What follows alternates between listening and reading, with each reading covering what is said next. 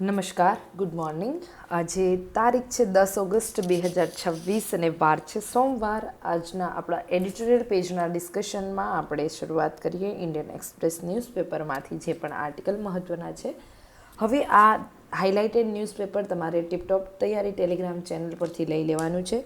ત્યાં મેં જે પણ મહત્ત્વના હોય તે તમને ક્યાં કામ લાગી શકે એક્ઝામમાં એ રેફરન્સ સાથે લખેલા છે.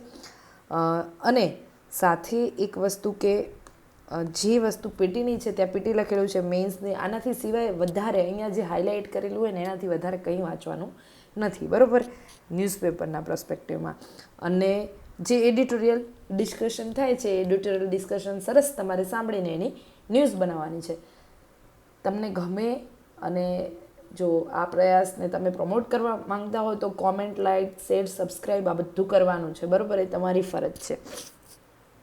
હવે આગળ આપણે જઈએ, જે આપણે મૂળ જે આર્ટિકલ જે ડિસ્કશનમાં લેવાના છે ત્યાં. એના પહેલાં આપણે જોઈએ કે હેનરી વર્ડ્સવર્થ લોંગફેલોનું એક અહીંયા કોટેશન આપ્યું છે કે ઇન્ટુ ઈચ લાઈફ સમ રેઇન મસ્ટ ફોલ. દરેક જીવનમાં કેટલાક વરસાદ છે એ હંમેશા આવે જ છે. તો આ શેનું ઉદાહરણ છે?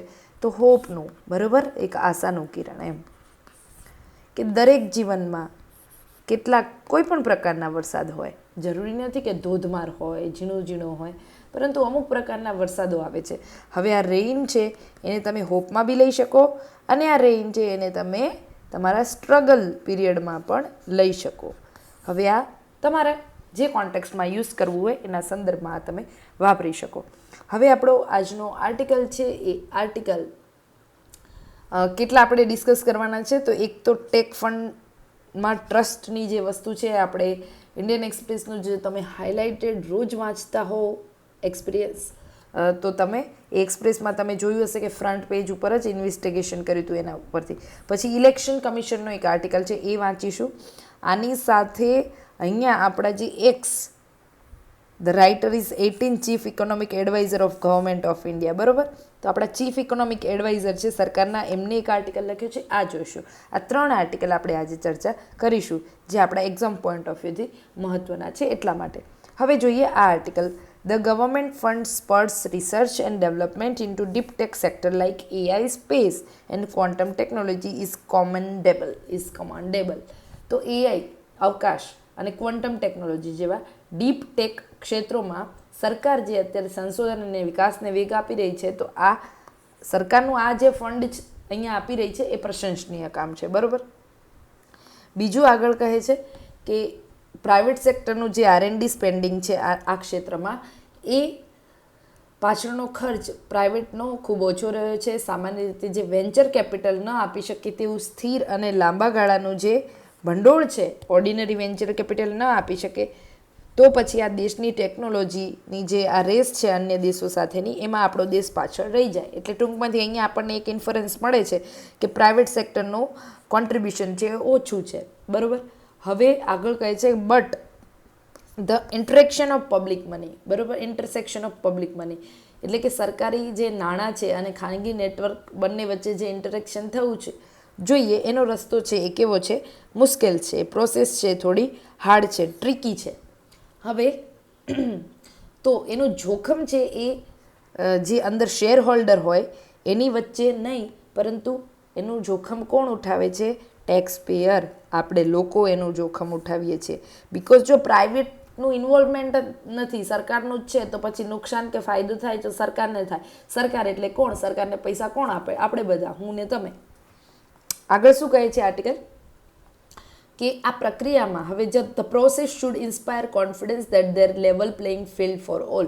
પરંતુ પ્રાઇવેટ કેમ નથી ઇન્વોલ્વ થઈ રહી? તો લેવલ પ્લેઇંગ ફિલ્ડ ઉપલબ્ધ નથી. આ કીવર્ડ છે મિત્રો, આ કીવર્ડ છે, ધ્યાન રાખવાનો છે, બરાબર. લેવલ પ્લેઇંગ ફિલ્ડ એ કીવર્ડ છે, એ નથી અવેલેબલ. એટલે પ્રાઇવેટ છે એ પાર્ટિસિપેટ નથી કરી રહ્યા. આગળ કહે છે કે એટલા માટે જ આ જે ઇન્વેસ્ટિગેશન થયું, ઇન્ડિયન એક્સપ્રેસે જે કર્યું, એના ઉપર કેટલાક પ્રશ્નો ઉઠાવવા જરૂરી છે. હવે પહેલા તબક્કામાં ઇન ફર્સ્ટ રાઉન્ડ ફંડમાં 12 સભ્યોની પેનલ દ્વારા પસંદ કરાયેલી 12 ખાનગી કંપનીઓએ કેટલા કરોડની લોન લીધી? તો 2192 કરોડની લોન મંજૂર કરી, જેમાં આ 22 12 સભ્યોની પેનલ હતી, એમાંથી 11 સભ્યો છે એ ખાનગી ઇક્વિટી અને ટેકનોલોજી ક્ષેત્રના હતા અને એક સરકારી પ્રતિનિધિ હતા જેમને મત આપવાનો અધિકાર નહોતો. હવે ખાનગી ક્ષેત્રમાંથી જે લોકો હતા નિષ્ણાતો સામેલ કરવા આ વસ્તુ સારી છે, કારણ કે અલ્ટિમેટલી ટેકનોલોજી કઈ છે એ પારખવામાં ગવર્મેન્ટ એમ્પ્લોય કરતાં પ્રાઇવેટના જે એક્સપર્ટ લોકો હોય વધારે શ્રેષ્ઠ હોય, એમાં કંઈ વાંધો નથી, બરાબર છે. આર્ટિકલ પણ એ બાબતને સંમત કરે છે. પરંતુ આગળ શું કહે છે કે but when 15 of the 22 selected firms have invested ties in 7 of those very panel members, એટલે કે જ્યારે 22માંથી જે 15 કંપનીઓ છે જેને ફંડ માટે મંજૂરી આપવામાં આવી, એમાં 7 સભ્યો પેનલના, જે 12માંથી 7 સભ્યોના રોકાણના સંબંધો આ 15 કંપનીઓ જોડે હતા. 9 કંપનીઓ તો આ કમિટીના જે અધ્યક્ષ છે એની સાથે જ જોડાયેલી હતી. તો પછી હવે સવાલ થાય છે કે આ પ્રક્રિયા છે એ પ્રક્રિયાના ગણિત ઉપર ધ્યાન આપવું જરૂરી છે. જુઓ, આવા બધા મુદ્દા ક્યાં પૂછાય? કેસ સ્ટડીઝમાં પૂછાય કે તમે એક કમિટીના મેમ્બર છો અને તમે જે કંપનીમાં રોકાણ કરતા છો એ કંપનીએ પણ અરજી કરી છે, એક ટેન્ડર મળવાનું છે, તો તમે શું કરશો? તો આ એક એથિકલ ક્વેશ્ચન છે, બરાબર. હવે આ એથિક આપણે આ કેમ ભણીએ છીએ, અત્યારે ચર્ચા કેમ કરીએ છીએ? કારણ કે આનું એક્ઝામ્પલ તમારે જ્યાં બી પૂછાશે એક્ઝામમાં આવો ઇસ્યુ, ત્યાં તમારે સીધું લખવાનું. શું લખવાનું? તો હમણાં ટેક ફંડ જે હતી, બરાબર, ટેકનોલોજી ફંડ કંપનીઝનું આ કંપનીઓમાં ને સિલેક્ટ કરવાની કમિટીની ગેરરીતિ, બરાબર, આ રીતે તમારે લખવાનું. વર્તમાન સમયે ઇન્ડિયન એક્સપ્રેસના ઇન્વેસ્ટિગેશન રિપોર્ટમાં સામે આવ્યું, એ રીતે એના હેડ અન્વયે તમારે આ વસ્તુ લખી દેવાની. હવે આગળ કહે છે કે the official response rests on 3 pillars. કયા? તો સત્તાવાર જવાબ 3 પાયા પર આધારિત છે. એક તો માહિતી આપવી, માહિતી આપવાથી અલગ રહેવું, અથવા તો જે પણ તમારો જે તે કંપનીમાં ઇન્ટરેસ્ટ છે તો એ કંપનીથી તમારે અલગ રહેવાનું, અને એ દાવો કે નિર્ણય માત્ર યોગ્યતાના આધારે જ લેવામાં આવે. તો 3 વસ્તુ છે એ શેના ઉપર આધારિત હોય? કોઈ પણ ઓફિશિયલ રિસ્પોન્સ છે એ 3 વસ્તુ પર આધારિત છે. એક તો માહિતી આપવાની, એ માહિતી જેના સંબંધિત છે એનાથી અલગ રહેવાનો, ને તમારો નિર્ણય યોગ્ય આધારે લેવો. ઇન્ડીડ, હવે અધિકારીઓએ પણ આવી જ રીતે નક્કી કર્યું હતું કે આમ કરીશું, પણ ફંડના બીજા તબક્કામાં 13માંથી માત્ર એક જ કંપનીના પેનલના સભ્ય સાથે જોડાયેલી હતી. 13 કંપનીમાંથી એક જ કંપની સભ્ય સાથે જોડાયેલી હતી, જે સાબિત કરે છે કે પહેલા તબક્કામાં આવું થવું એ પક્ષપાત નહીં, પરંતુ લોકો ઓલરેડી જે હતા એને ખબર હતી જ કે આવી રીતના છે, છતાંય એમને કર્યું છે. બીજા તબક્કામાં કેમ એ વસ્તુ ઓછી થઈ ગઈ? એ વસ્તુ છે ઇન્વેસ્ટિગેશનનો પ્રભાવ, બરાબર. હવે આગળ લેખક કહે છે કે કોઈ પણ સંસ્થા હોય એમાં હિતોના ટકરાવને રોકવા માટે શું કરવા? 2 સાધનો છે. હવે આ 2 સાધનો તમારા એથિક્સના કીવર્ડમાં આવવા જોઈએ, બરાબર. કયા કયા છે? એક તો તમારે રેક્યુઝલ અપનાવવાનું અને ડિસ્ક્લોઝર કરવાનું, કે જે પણ તમે કાર્યવાહી કરી રહ્યા છો, 1 મિનિટ હું તમને હાઇલાઇટ કરી દઉં એટલે તમને ખબર પડે આ 2 વર્ડ, ડિસ્ક્લોઝર અને રેક્યુઝલ. આ બંને શું છે? સ્ટાન્ડર્ડ ટૂલ્સ છે. શેના માટેના સ્ટાન્ડર્ડ ટૂલ્સ? તો managing the conflict in a expert body. જ્યારે હિતોનો સંઘર્ષ થતો હોય તો હિતોના સંઘર્ષના ટકરાવને અટકાવવા માટે ડિસ્ક્લોઝર અને રેક્યુઝલ, એટલે પહેલાં તો માહિતી જાહેર કરી દેવાની, અને રેક્યુઝલ કરવું એટલે એ વસ્તુ જે અનએથિકલ થઈ રહી છે એનાથી તમારે દૂર રહેવાનું. હવે જોજો, અને મૂડીની અછત ધરાવતા જે પણ નવા ક્ષેત્રમાં મૂલ્યાંકનકારો તે જ લોકોમાંથી આવશે જે લોકો રોકાણ કરી રહ્યા છે. એટલે મૂળ વસ્તુ આ છે કે કેપિટલ સ્ટ્રેવ્ડ સેક્ટર જે પણ હશે એની અંદર જે લોકો તપાસમાં બેસશે એ લોકોમાંથી આવશે કે જે લોકો રોકાણ કરી રહ્યા છે. હવે જુઓ આગળ શું કહે છે કે હવે સમજો આમાં શું છે કે તમે શું દરેક વખતે ખાનગી ક્ષેત્રના નિષ્ણાતોને દૂર કરી દેશો જો આવું થશે તો? ના, એવું નહીં આપણે કરી શકીએ. ખાનગી ક્ષેત્રના એક્સપર્ટ ઓપિનિયન આપણને જોઈશે, એટલે એ લોકોને આપણે રાખવા બી પડશે. પરંતુ આ આર્ટિકલમાંથી સૌથી મહત્ત્વની વસ્તુ એ છે કે જો તમારે ઇનોવેશનને ટકાવી રાખવું હશે તો નિયમો એવા બનાવવા પડે કે જે શિસ્ત સાથે બેલેન્સ આઉટ કરતા હોય. તમારે એક્સપર્ટનું વર્તુળ વધારવું પડે. આપણી પાસે મલ્ટિપલ લોકો અવેલેબલ હોવા જોઈએ, બરાબર. નેટવર્ક આપણું ગવર્મેન્ટનું અને પ્રાઇવેટનું સ્ટ્રોંગ હોવું જોઈએ. શરૂઆતના તબક્કામાં આવું થયું તો આપણે શરૂઆતના તબક્કાથી જ આવી રીતે સ્ક્રુટિની અને ઇન્વેસ્ટિગેશન રાખવું જોઈએ. એ વસ્તુ છે કે આપણું જે મૂલ્યાંકન છે એની અંદર જે નાણાકીય સ્વાર્થ જે પ્રાઇવેટ કંપનીનો છે એ કઈ રીતે અલગ રહે એ પ્રકારનું એક માળખું બનાવવાની જરૂર છે. તો આ આર્ટિકલ છે એ બીટ તમને એવું લાગે કે અત્યારે આઉટ ઓફ કન્ટેક્સ્ટ છે, પરંતુ આ વસ્તુ તમારે યાદ રાખવાની છે.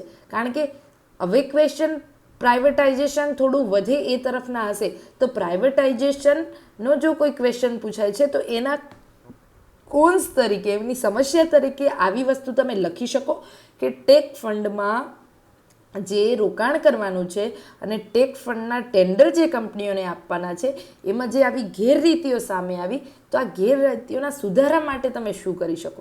તો ત્યાં તમારે આવી રીતે સજેશન આપવાનું છે કે જનતાના નાણાંથી જ આખું ફંડ બનેલું હોય. કારણ કે ટેકનોલોજી ફંડ અત્યારે તો ભારતમાં પબ્લિક મનીથી જ બને છે. તો ટેકનોલોજી ફંડ જ્યારે લોકોના નાણાંથી બનેલું હોય ત્યારે લોકો જેના પર વિશ્વાસ કરી શકે એવા સરકારના લોકો અને સાથે પ્રાઇવેટના નિષ્ણાતોનું નેટવર્ક વધારે મજબૂત બનાવવાની જરૂર છે. અને એની ઉપર પ્રથમ તબક્કાથી જ ઇન્વેસ્ટિગેશન અને મોનિટરિંગ કરવાની જરૂર છે. તો આ આપણો આર્ટિકલ હતો. હવે સાથે જે આર્ટિકલ છે એ છે ઇલેક્શન કમિશન. એનો રિયલ ટેસ્ટ ક્યારે થાય એ બાબતનો તો એ જોઈએ. તો આર્ટિકલની શરૂઆત થાય છે કે barely 2 weeks after publication of my memoir, યાની આત્મકથા, બરાબર, મારી સ્મરણ કથા, India and I, interviewers and readers have repeatedly asked why I believe the opposition deserve preferential treatment by the election commission. Okay, SY કુરેશીએ આ આર્ટિકલ લખ્યો છે, બરાબર. એસવાય કુરેશી આપણા એક્સ ઇલેક્શન કમિશન ઓફ ઇન્ડિયાના ચેરમેન રહી ચૂક્યા છે. એવો લખે છે કે એમની એક સ્મરણ કથા એમને લખી છે, એનું નામ છે ઇન્ડિયા એન્ડ આઈ. આ પુસ્તકના છપાયા પછી, પબ્લિશ થયા પછી ઘણા બધા જે ઇન્ટરવ્યૂ કરતા હોય અને રીડર્સ હોય એમને એક સવાલ પૂછે છે કે કેમ તમે હંમેશા એવું કહો છો કે તમે કેમ એવું માનો છો કે ચૂંટણી પંચ દ્વારા વિપક્ષને વિશેષ પ્રાથમિકતા મળવી જોઈએ, પ્રેફરન્શિયલ ટ્રીટમેન્ટ વિપક્ષને તમે કહો છો કે આપવી જોઈએ ઇલેક્શન કમિશને, તો કેમ? તેનો જવાબ, લેખક કહે છે કે ધ આન્સર, તેનો જવાબ at the heart of what I believe એમાં રહેલો છે. એનો જવાબ એમાં રહેલો છે કે હું શું માનું છું હૃદયથી. તો લેખક કહે છે કે એ સિદ્ધાંતના કેન્દ્રમાં એ જવાબ રહેલો છે કે ચૂંટણીના સંચાલનના બંધારણીય સિદ્ધાંતના કેન્દ્રમાં રહેલો છે. ક્યાં રહેલો છે? તો એ ફિલોસોફીમાં, ક્યાં તો ઇલેક્શન મેનેજમેન્ટની, ચૂંટણીના સંચાલનમાં એનો જવાબ રહેલો છે. શાસક પક્ષને નિયમનની જરૂર છે અને એ એવું કહે છે એ સિદ્ધાંત કે the ruling party needs regulation. જે પણ પક્ષ સત્તામાં હોય એની ઉપર નિયમન રાખવું જરૂરી છે. ધ ઓપોઝિશન નીડ્સ રિઅસ્યોરન્સ, અને વિપક્ષ છે એને વિશ્વાસની અને ભરોસાની જરૂર હોય છે. ચૂંટણી પંચે આ બંને વસ્તુ પૂરી પાડવી જોઈએ. The election commission must provide this both. આ બંને વસ્તુ ચૂંટણી પક્ષે પૂરી પાડવાની હોય. હવે આગળ કહે છે કે ધ ફ્રેમર્સ ઓફ અવર કોન્સ્ટિટ્યુશન, એટલે આપણા બંધારણના ઘડવૈયાઓએ એ જાણી જોઈને ચૂંટણી પંચને સરકારની પહોંચથી દૂર રાખ્યું છે, એટલે વહીવટતંત્રથી દૂર રાખ્યું છે.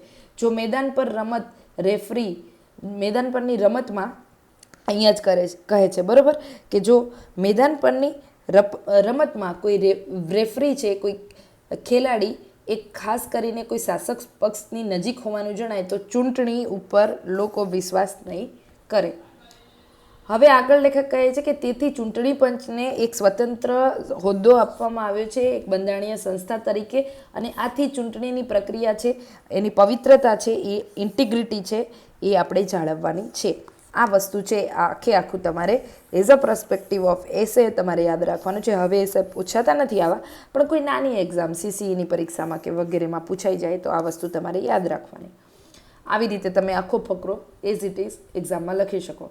હવે આગળ કહે છે કે the independence is not merely legal.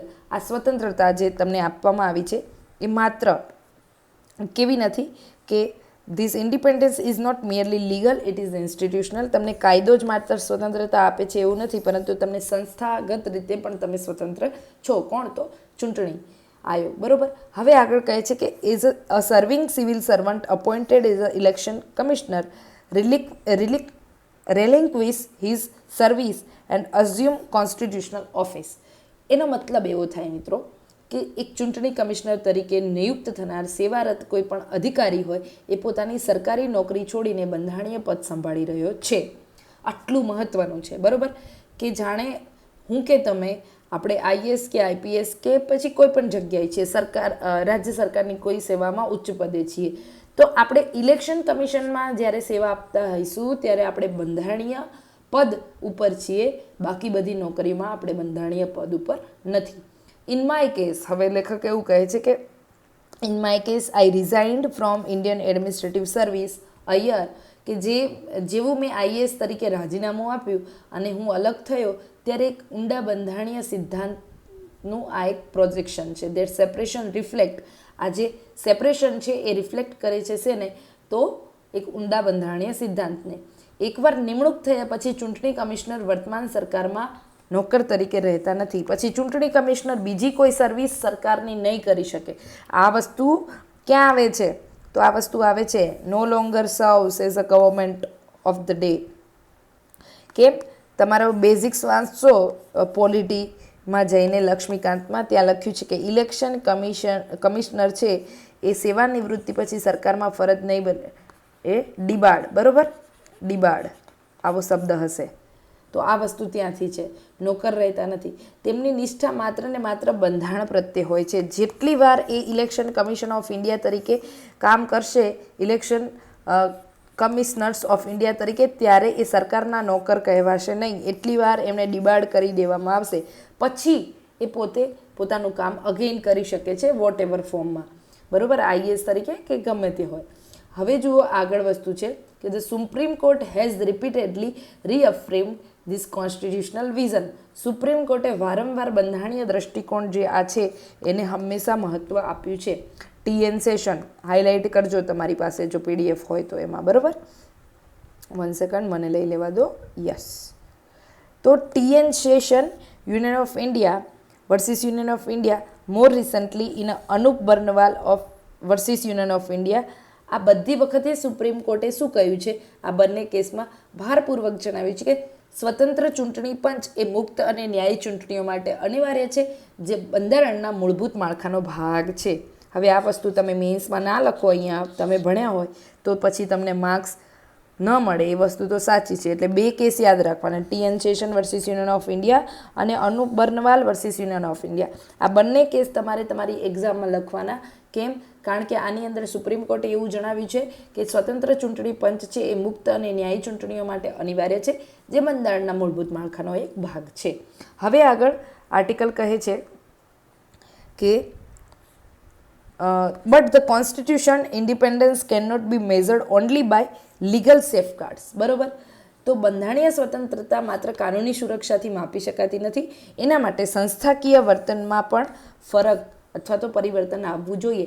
ચૂંટણી પંચે સરકારનો જે ચૂંટણી પંચ મસ્ટ કોન્શિયસલી મેન્ટેન, એટલે સભાનપણે યોગ્ય અંતર જાળવી રાખવાનું છે. કોનાથી? તો સરકારથી. સરકાર અને ચૂંટણી પંચ છે એ બંને વચ્ચે ગાઢ સંબંધ હોવાથી કોઈ પણ એની છાપ છે એ બંધારણીય વ્યવસ્થાની વિરુદ્ધ પડે છે. માટે આવું અનકોન્સ્ટિટ્યુશનલ કાર્ય ચૂંટણી કમિશને ન કરે, અને ચૂંટણી કમિશન જો એમ ન કરે તો જ લોકોનો એનામાં વિશ્વાસ જળવાઈ રહે.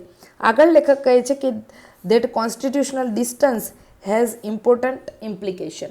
આ બંધારણીય અંતરનું એક મોટું મહત્ત્વ છે. શું? તો સત્તામાં રહેલા પક્ષ પાસે વહીવટીતંત્ર, જનસંપર્ક અને સરકારી સંસાધનોની તાકાત હોય છે.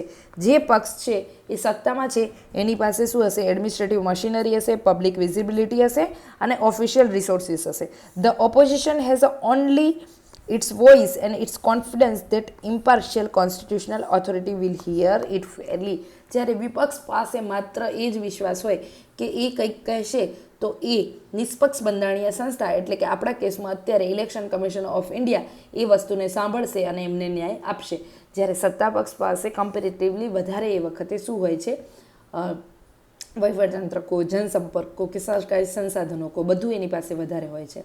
હવે આગળ લેખક કહે છે કે રેકગ્નાઇઝિસ ધીસ અસિમિટ્રી. હવે આ અસંતુલન છે એને ઓળખીએ તો પછી એવું લાગે કે તટસ્થતા છે એ જોખમાઈ રહેલી છે કે જોખમાતી નથી. ઇટ ફૂલફિલ્સ ઇટ, યાની કે જો આપણે આ ન્યુટ્રાલિટી મેન્ટેન કરીશું તો જ એ વસ્તુ સાર્થક થાય કે ઇલેક્શન કમિશન ઓફ ઇન્ડિયા છે એ સારી રીતે કાર્ય કરે છે. આગળ લેખક કહે છે કે when I become a chief election commissioner તરીકે હું જ્યારે ચૂંટણી કમિશનર બન્યો ત્યારે મેં મારા અધિકારીઓને એક સાદી સરળ સૂચના આપી કે જો વિપક્ષી પક્ષો મુલાકાત માટે સમય માંગે તો તેમને વહેલામાં વહેલી તકે એઝ અર્લીએસ્ટ એમને એ સમય આપી દેવો. સમટાઇમ્સ રિક્વેસ્ટ કેમ વિથ બેરલી 15 મિનિટ નોટિસ. તો એસવાય કુરેશી કહે છે કે હું જ્યારે ઇલેક્શન કમિશનર હતો ત્યારે તો 15 મિનિટ પહેલાં જ નોટિસ આવે તો પણ અમે એને સાંભળવા માટે બનતા પ્રયત્નો કરતા. એટલા માટે નહીં કે તેમને કોઈ વિશેષ છૂટ આપવી હતી, પરંતુ એટલા માટે કે એમને એવો વિશ્વાસ હોવો જોઈએ કે તેમને ઓલવેઝ ધીરજપૂર્વક ઇલેક્શન કમિશન ઓફ ઇન્ડિયા સાંભળે છે. જે ચૂંટણી પંચ પર માત્ર શાસક પક્ષ જ વિશ્વાસ કરે તો પછી એ ચૂંટણી પક્ષ છે એ કેવું છે, એ નિષ્ફળ ગયેલું છે. હવે આગળ લેખક કહે છે કે it must command and confidence of both. તો બંને ઉપર તમારે બંનેનો વિશ્વાસ તમારે જીતવો પડે as a election commission of India તરીકે, સત્તા પક્ષનો અને વિપક્ષનો. But the confidence of the opposition often the more executing test because those without power are naturally more anxious about fairness of referee. તો જે લોકો સત્તામાં નથી ને એ લોકોને ઇલેક્શન કમિશન ઓફ ઇન્ડિયા ઉપર વધારે જ ડાઉટ થશે, બરાબર. એટલે રેફરીની જે નિષ્પક્ષતા છે એની ઉપર ડાઉટ કોને વધારે થશે કે જે લોકો સત્તામાં નથી. એટલે વિપક્ષનો વિશ્વાસ જીતવો ખૂબ જરૂરી છે.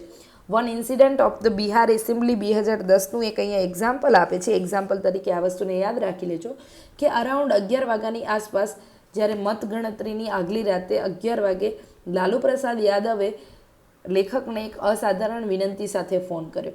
તેઓ ઈચ્છતા હતા કે એમની બેઠકો ઉપર મતગણતરીની દેખરેખ માત્ર બેંકના કર્મચારીઓ જ કરે. ભલે તમામ વ્યવસ્થાઓ પહેલેથી નક્કી થઈ ગઈ હતી છતાં એઝ અ ચૂંટણી કમિશનર ઓફ ઇન્ડિયા તરીકે લેખકે કહ્યું કે ગમે તે ભોગે આ વિનંતી પૂરી કરવામાં આવે. અને એટલે ચૂંટણી કમિશનરે ના કહ્યું પણ લાલુ પ્રસાદે ચૂંટણી અધિકારીને એવું કહ્યું કે કોઈ પણ ભોગે તમે અમારી આ વિનંતી પૂરી કરો. બીજા દિવસે સાંજે, હવે લેખક કહે છે કે ધેટ ફોલોવિંગ ઇવનિંગ, બીજા દિવસે સાંજે ચૂંટણી જ્યારે હારી ગયા અને એમણે ફરીથી ફોન કર્યો ત્યારે એ વખતે એવો 2010ની વાત છે, બરાબર. 2010માં એ કહે છે કે આ વખતે ઈવીએમ પર શંકા વ્યક્ત કરવા એ માંગતા હતા. I told him candidly that people would laugh if he did so. તો એસવાય કુરેશી છે કે કુરેશીએ લાલુ પ્રસાદ યાદવને કહી દીધું જો તમે આમ કરશો તો લોકો તમારા ઉપર હસશે. તેમણે મારી સલાહ પણ સ્વીકારી લીધી અને એક નાની સમજૂતી થઈ. વહીવટી સરળતા કરતાં એ ઘણી વધુ મૂલ્યવાન વસ્તુને બચાવી લીધી. તો આ વસ્તુ છે કે જુઓ તમે કઈ રીતે પોલિટિશિયન છે એની સાથે વિવેક દાખવીને વાતચીત કરીને આ વસ્તુને આખી બચાવી લો છો. તો ચૂંટણી પ્રક્રિયા પર વિશ્વાસને અકબંધ રાખવા માટે ઇલેક્શન કમિશન ઓફ ઇન્ડિયાના ચીફ છે એને કેટલું સજાગ રહેવું પડતું હોય છે એનું આ ઉદાહરણ છે. થ્રુ આઉટ માય ટેન્યોર, લેખક કહે છે કે મારા ટેન્યોર દરમિયાન ભારતીય જનતા પાર્ટી એ ઓપોઝિશન તરીકે હતી, વિપક્ષમાં હતી બીજેપી ત્યારે. તેના નેતાઓ વારંવાર ફરિયાદો અને રજૂઆતો લઈને પંચ પાસે આવતા, બરાબર. તો લેખક કહે છે કે હું એને એટલી જ ધીરજપૂર્વક સાંભળતો હતો અને અરુણ જેટલીજી છે જે હવે રહ્યા નથી, પરંતુ એ શરૂઆતમાં મારા વિશે થોડા શંકાશીલ હતા, પરંતુ પંચની ન્યાયપ્રિયતા જોઈને એમની એ શંકા છે એ દૂર થઈ ગયેલી. તો આ વસ્તુ છે કે કઈ રીતે તમે વિશ્વાસ જીતી શકો વિપક્ષનો એઝ અ સંસ્થા તરીકે. વર્ષો પછી તેમણે ઉદારતાથી મારું વર્ણન કરતા ભારતના સૌથી પરિપક્વ અને વિશ્વાસપાત્ર મુખ્ય ચૂંટણી કમિશનરના એક તરીકે એમણે કહ્યું હતું કે એટલે અરુણ જેટલીએ પોતાના કોઈ બી પ્રવચનમાં આવું કહ્યું હશે કે ભારતના એક પરિપક્વ અને વિશ્વાસપાત્ર મુખ્ય ચૂંટણી કમિશનર કોણ છે, તો એસવાય કુરેશી. હવે એસવાય કુરેશી અહીંયા એવું કહે છે કે હું આ શબ્દોને ખૂબ મહત્વના ગણું છું કે વ્યક્તિગત મિત્રતાને બદલે સંસ્થાકીય ન્યાય દ્વારા મળેલા આ વિશ્વાસને આ શબ્દો દર્શાવે છે. મેં જે સિદ્ધાંતોનું પાલન કર્યું, લેખક કહે છે, એ સિદ્ધાંતો એ મારી પોતાની શોધ નહોતી, પરંતુ એ સિદ્ધાંતો MCC હતા, યાની મોડલ કોડ ઓફ કન્ડક્ટ હતા, ભારતની આચારસંહિતા. સિગ્નિફિકન્ટલી મહત્વની અહીંયા વાત એ છે કે તેનો એક સૌથી મહત્વપૂર્ણ અધ્યાય એ સત્તામાં રહેલા પક્ષ પાર્ટી ઇન પાવર માટે સમર્પિત છે. મંત્રીઓને પ્રચાર પ્રસાર માટે સરકારી તંત્રનો ઉપયોગ કરતા અટકાવે છે. મોડલ કોડ ઓફ કન્ડક્ટમાં આ બધું વસ્તુ છે, બરાબર. જો ના યાદ હોય તો તમે પાછું તમારી નોટ્સ રિવાઇઝ કરી લેજો. તો મોડલ કોડ ઓફ કન્ડક્ટની અંદર આ બધી વસ્તુ છે કે કઈ રીતે મંત્રીઓને પ્રચાર પ્રસાર માટે અને સરકારી તંત્રનો ઉપયોગ કરતા અટકાવે છે, જાહેર સંસાધનોના દુરુપયોગ પર પ્રતિબંધ મૂકે છે અને મતદારોને પ્રભાવિત કરી શકે તેવી નીતિગત જાહેરાતો કરવા પર રોક લગાવે છે. બંધારણીય જે ભાવના છે, જે કોન્સ્ટિટ્યુશનલ ઇન્સ્ટિંક્ટ છે, બરાબર, એ અહીંયા એકદમ સ્પષ્ટ છે MCCમાં. જેની પાસે સત્તા છે તેને વધુ સંયમની જરૂર છે, કારણ કે તેમની પાસે પહેલેથી જ અઢળક પોઝેસ ઓવરવેલ્મિંગ એડવાન્ટેજ, ઓલવેઝ એમની પાસે વધારે શું છે, ફાયદાઓ છે. હવે આગળ લેખક કહે છે કે on the India's greatest democratic achievement has been extraordinary legitimacy of its electoral verdict. ભારતની સૌથી મોટી લોકશાહી પદ્ધતિઓમાંની એક ચૂંટણી પરિણામોની અદ્ભુત સ્વીકૃતિ એ છે કે અત્યારે ગવર્મેન્ટ બદલાઈ ગઈ છે, વડાપ્રધાનો સત્તા ગુમાવી બેઠા છે, શક્તિશાળી મુખ્યમંત્રીઓ ચૂંટણીઓ અત્યારે હારી રહ્યા છે અને ઉમેદવારો અને વિનમ્રતાપૂર્વક જનતાના ચુકાદાને સ્વીકારી લીધો છે. આ બધું થઈ રહ્યું છે ત્યારે આગામી ચૂંટણીઓની તૈયારી પણ થઈ રહી છે.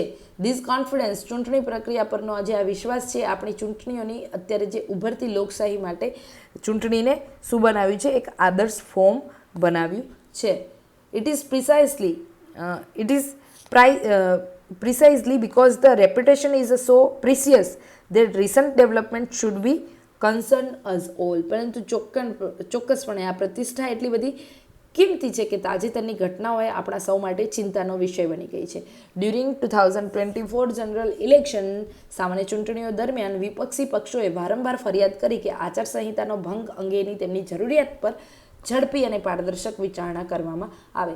ઇલેક્શન કમિશનર અશોક લવાસાએ પણ વિરોધ કર્યો હતો અને જેના કારણે પછી એમને હેરાન કરવામાં આવ્યા અને એમને ત્યાંથી રિઝાઇન આપી દીધું. તાજેતરમાં 23 વિપક્ષી પક્ષોએ એક મોટું પગલું ભરીને ભારતના મુખ્ય ન્યાયાધીશને પત્ર લખીને મતદાર યાદીનો જે ખાસ સુધારણા કાર્યક્રમ થતો હતો એની ઉપર એમની શંકા વ્યક્ત કરી, ગંભીર ચિંતાઓ પણ વ્યક્ત કરી હતી. આ જ સમયે તૃણમૂલ કોંગ્રેસના જે પંચ સાથેની બેઠકમાં અસભ્ય વર્તન જે થયું એનો જાહેરમાં આરોપ લગાવવામાં આવ્યો, જેનો પંચ દ્વારા મક્કમતાથી ઇનકાર કરવામાં આવ્યો છે. એટલે પંચે એવું કીધું કે ના, આવું થયું નથી. પરંતુ યાર, તૃણમૂલ કોંગ્રેસનું જે આ છે એ તો જાહેરમાં બધી બેઠકોમાં અસભ્ય વર્તન થયું હતું. હવે એને ચૂંટણી પંચ એવું કહે છે કે ના ના, આવું નહોતું થયું. તો ચૂંટણી પંચ કેટલું બાયસ બની ગયું છે એવું લેખક કહે છે. Whether these grievances are ultimately upheld is not a central issue. આ ફરિયાદો છે એ ખરેખર આખરે સાચી સાબિત થાય છે કે નહીં એ તો મુખ્ય મુદ્દો નથી, પરંતુ મુખ્ય મુદ્દો એ છે કે રાજકીય વર્તુળમાં એક મોટા ભાગને હવે ચૂંટણી પંચને બદલે અન્ય બંધારણીય સંસ્થાઓ પાસે ન્યાય માંગવા જવું પડી રહ્યું છે. તો ઇન માય એક્સપિરિયન્સ, લેખક એવું કહે છે કે મારા અનુભવ મુજબ તો મોટાભાગના હારેલા ઉમેદવારો હાર સ્વીકારી શકે છે. તેમને તે વાત સ્વીકારવામાં મુશ્કેલી પડે છે કે એ ભાવના કે હારતા પહેલાં તેમને કોઈએ સાંભળ્યા જ નહીં. નો બડી is listen to them before they lost. એટલે આ વસ્તુ પચાવી અઘરી પડી જાય છે. હાર તો એ લોકો પચાવી લે છે. Every election commission is a જજ ટ્વાઇસ. 2 વખત એ લોકો ન્યાયની ભૂમિકામાં પંચનું મૂલ્યાંકન 2 રીતે થાય છે. પહેલું કે કેટલી કુશળતાથી ચૂંટણી કરાવે છે અને બીજું કે ચૂંટણી હારનારાઓમાં પોતાનો વિશ્વાસ એ કેટલો જગાડી શકે છે. પહેલી કસોટી આંકડાકીય છે, બીજી કસોટી બંધારણીય છે. વોટ અ વન્ડરફુલ કન્ક્લુઝન, બરાબર. કે ઇલેક્શન કમિશન છે એનું મૂલ્યાંકન 2 રીતે થાય છે.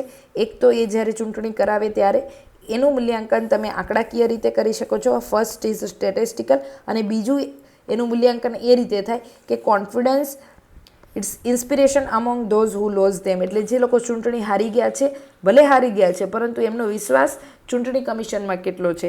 અને આ જે બીજું છે એ કોન્સ્ટિટ્યુશનલ વેલ્યુની ચકાસણી કરે છે. તો આ બંને મળીને આપણી લોકશાહીને તંદુરસ્ત રાખી શકે છે અને આ જ આઈડિયલ છે, જે આ વિચાર છે, એક આદર્શ છે, એ ચૂંટણી કમિશનર તરીકે એમને પોતાના કાર્યકાળ દરમિયાન નિષ્પક્ષ ચૂંટણીઓને અપનાવવામાં ઉપયોગમાં લીધો હતો. તો શાસક પક્ષના નિયમનની જરૂર છે, વિપક્ષને ભરોસાની જરૂર છે અને ચૂંટણી પંચે આ બંને વસ્તુ છે, ચૂંટણી પંચે આ બંને વસ્તુ શું આપવી પડશે, પૂરી પાડવી પડશે. તો આ હતો આપણો આર્ટિકલ. હવે જે એક આર્ટિકલ છે એ ત્રીજો આર્ટિકલ છે, બહુ ફટાફટ આપણે જોઈ લઈએ કારણ કે મને લાગે છે કે એમાં ખાસ એટલું કંઈ લેવાનું નથી, છતાં પણ જોઈ લઈએ કારણ કે આ જે ઇન્વેસ્ટિગેશન જે પબ્લિક ટેકનોલોજી ફંડનું થયું એના ઉપર આપણા ચીફ ઇકોનોમિક એડવાઇઝરે કંઈક લખ્યું છે એટલા માટે, બરાબર. તો એ આર્ટિકલ છે એને આપણે ફટાફટ જોઈ લઈએ, એક જ મિનિટ. ચલો, પહેલો જે પેરેગ્રાફ છે એની મૂળ વાત અહીંયા લેખક એ જ કહે છે કે ભારતીય ડીપટેક ફંડ છે, એ કંપનીઓ છે, એ ભારતમાં ખૂબ ઓછી છે, બરાબર. સરકારે આની માટે 2000 કરોડ રૂપિયાનું ફંડ ફાળવ્યું. હવે આ ફંડ છે એ ફાળવ્યું એટલે કોઈ પણ કમિટી હશે એ આ ફંડને શું કરશે, કોઈ પણ એક જગ્યાએ, સરસ જગ્યાએ રોકાણ કરશે, બરાબર. હવે આનો અલ્ટિમેટલી લેખક અહીંયા એમ કહે છે કે આ દેશમાં અત્યાધુનિક ટેકનોલોજીઓ ક્ષેત્રે કામ કરતી કંપનીઓ ઓછી હોવાથી સરકાર દ્વારા જે નાણાં 2000 કરોડ રૂપિયા આપવામાં આવે છે એ યોગ્ય જગ્યાએ રોકાણ કરવા એ સમિતિ માટે એક કામ કેવું હતું, પડકારજનક હતું. કારણ કે જુઓ, કંપનીઓ જ ઓછી છે તો પછી ક્યાં પૈસા આપશે એ લોકો? આ પૈસા સરકારે એમને આપ્યા છે પણ કંપની જ નથી સામે એટલી, તો પૈસા રોકશે ક્યાં?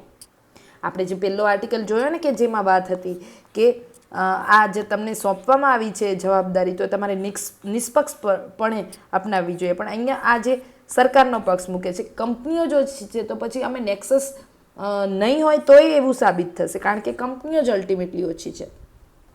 આગળ કહે છે કે સમિતિના સભ્યો છે એ એવી કંપનીઓ પાસે ગયા કે જે લોકો પહેલેથી એ કંપનીને ઓળખતા હતા, કારણ કે ટેકનોલોજી કંપની છે જે બધી નવી નવી હોય એના ઉપર વિશ્વાસ ના કરી શકાય, એટલે ઓલરેડી જે ચર્ચામાં હોય એની પાસે આ લોકો ગયા અને મતલબ હમણાં ઇન્ડિયન એક્સપ્રેસે આ ઇન્વેસ્ટિગેશન કર્યું અને એમાં એવું કીધું કે 62% કંપનીઓ એવી છે કે જે ઓલરેડી આ બધાનું એમાં કંઈક નેક્સસ હતું એના પાસે જ રોકાણ ગયું છે. તો અહીંયા આ જે સરકારનો પક્ષ મૂકે છે, બરાબર, કે સરકારે સાવ એવી રીતે નથી કરી દીધું કે બધું પક્ષપાત કર્યો છે, પરંતુ કંપનીઓ જ આપણે અહીંયા ઓછી છે એટલા માટે આવું થયું છે. આગળ પછી આ આર્ટિકલમાં અહીંયા વાત કરે છે, બરાબર, કે હું સરકારમાં છું, સરકારમાં સેવા આપું છું, તો મને આ વસ્તુ વાંચીને દુઃખ થયું કે અમે આટલી બધી મહેનત કરીએ છીએ અને સામે લોકો અમારા ઉપર આવા એલિગેશન લગાવે છે, બરાબર. આપણા ચીફ ઇકોનોમિક એડવાઇઝર આવું લખે છે. હવે આગળ એ કહે છે કે સરકારી વસ્તુ હોય કે સાર્વજનિક નાણાં હોય, લોકોના નાણાં હોય, તો એમાં હિતોના ટકરાવનો પ્રશ્ન પૂછવો જોઈએ. પ્રશ્ન તમે જે કર્યો છે એ વ્યાજબી છે, પરંતુ જનતાના પૈસાનો દુરુપયોગ ન થાય એ માટે પ્રશ્નો પૂછવા અને તપાસ થવી એ બરાબર છે, પરંતુ જવાબદારીથી લોકોનો વિશ્વાસ ટકાવી રાખવા માટે તમે એક વખત અમારો પક્ષ પણ સાંભળો. એટલે વિવાદનો મુખ્ય મુદ્દો એ છે કે કોઈપણ તબક્કે આ મામલો છે એને માત્ર એક જ પર્સ્પેક્ટિવથી જોવામાં આવે તો એ વસ્તુ નુકસાનકારક છે. હવે ડીપટેક ક્ષેત્રમાં સાચા ખેલાડીઓ તમારે શોધવા હોય, ખરેખર કોણ પ્લેયર જોરદાર છે કંપનીની રીતે, તો તમારે એવા નિષ્ણાંતોને પૂછવું પડે કે જે વર્ષોથી કામ કરી રહ્યા હોય. તો સ્વાભાવિક છે કે એ લોકો કંપનીઓને ક્યાંક ને ક્યાંક ઓળખતા હશે. તો લેખક પોતાનો બચાવ કરે છે સરકારનો કે આના કારણે આવું થયું છે. હવે આ પ્રક્રિયામાં ભ્રષ્ટાચારને અટકાવવા માટે ખૂબ જ ઓલરેડી કડક નિયમો છે અને સુરક્ષા કવચ પણ આપવામાં આવે છે. તો કોઈપણ વ્યક્તિ પોતાના અંગત સ્વાર્થ માટે અહીંયા ગેરરીતિ નહીં કરે એવું અમે સુનિશ્ચિત કરીશું. જો સાચો ન્યાય છે એ પરિણામ જોઈને થવો જોઈએ. આજે નાની બાબતો ઉપર આપણે વિવાદ ઊભો કરી દીધો છે તો ટેકનોલોજીમાં આપણે પાછળ રહી જશું. સરકારને પછી પાછળથી લોકો દોષ આપશે, બરાબર. એટલે મૂળ મુદ્દો આ લોકો એ જ કહે છે કે હજી તો અમે આવું શરૂ કર્યું છે ને તમે ઇન્વેસ્ટિગેશન કરી દીધું, પરિણામ હજી આવ્યું નથી. પરિણામ તો આવા દો શું થાય છે, પરંતુ એક બાજુ ઇન્ડિયન એક્સપ્રેસે જે ઇન્વેસ્ટિગેશન કર્યું એ પણ સાચી વાત છે. તો બે મુદ્દા છે પોતપોતાની રીતે સાચા છે, પણ સરકારે અલ્ટિમેટલી આપણા ચીફ ઇકોનોમિક એડવાઇઝર ગમે તે કહેતા હોય કે જો તમે આવી રીતે અવરોધ નાખશો તો આપણે દુનિયાથી પાછળ રહી જઈશું, પણ ટ્રાન્સપરન્ટ પ્રોસેસ તો થવી જ જોઈએ. ભલે અત્યારે નકારાત્મક વાતાવરણ એ કહે છે એ મુજબ ઊભું થઈ રહ્યું છે, પરંતુ રચનાત્મક પ્રશ્નો પૂછવા જોઈએ અને સરકાર પારદર્શિતા જાળવે એ લોકોની સૌથી પહેલી માંગ હોવી જ જોઈએ. તો આ નોર્મલ આર્ટિકલ આમાંથી ખાલી એટલું જ શીખવાનું હતું. બાકી આપણા માટે આ મહત્ત્વનો આર્ટિકલ આજે આ રહ્યો છે. તો આપણે રોજ આવા જે બહુ મહત્ત્વના જોરદાર હોતા નથી, પરંતુ આમાંથી કેવું થાય કે જુઓ તમને અહીંયા 2 કેસ મળ્યા, ટીએન શેષન અને અનુપ બર્ણવાલ. સાથે એવી સમજ બી મળી કે કઈ રીતે બંધારણીય પદ અને લીગલ પદ છે એ અલગ છે. Legal accountability, constitutional accountability.